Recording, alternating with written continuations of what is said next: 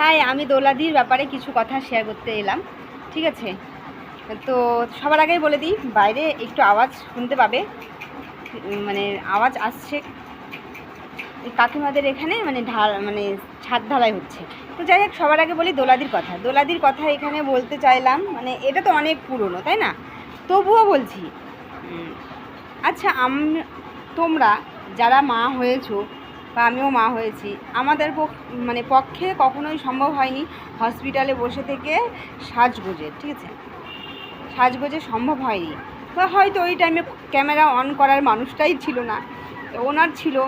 ওনার শরীর সুস্থ জন্য উনি ক্যামেরাতে এত কিছু দেখাতে পেরেছে, আমরা দেখাতে পারিনি, হয়তো আমরা করিনি এরকম কিছু, আমাদের পক্ষে সম্ভব হয়নি, কারণ আমরা অনেকটা অসুস্থ ছিলাম। আর অনেকেই কমেন্ট করছো বাজে বাজে, তো বাজে কমেন্ট করো না ভাই ঠিক আছে, একদম বাজে কমেন্ট করো না। উনি একদম সুস্থ ছিলেন, 4 দিনে এতটাই সুস্থ যে উনি শাড়ি পর্যন্ত পরেছেন, শাড়িও পরেছেন। মানে যেটা আমরা যেরকম আমাদের সিজারে বাচ্চা হয়েছে, ঠিক আছে, অপারেশন করে বাচ্চা হয়েছে, শাড়ি পরার পরিস্থিতিতে ছিলাম না। প্রায় আমাদের ওই কাটা জায়গাতে শুকানো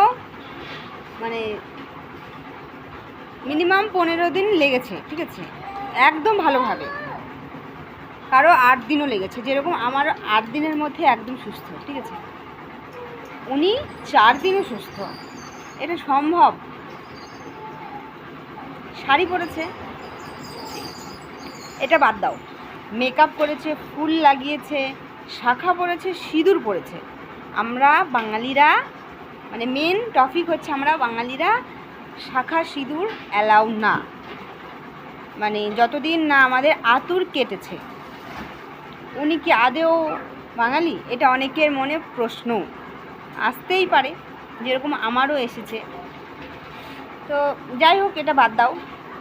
বাঙালি হলে হয়তো সিঁদুর শাখা পরতো না, হয়তো এখন দোলাদি যদি আমার এই ভিডিওটা দেখে, যদিও কোনো দিন তার চোখের সামনে যায়, হয়তো রাগ করবে। এই যে ওনাকে আমি বললাম যে বাঙালি, তো কিছু রাগ মনে নিও না দিদি।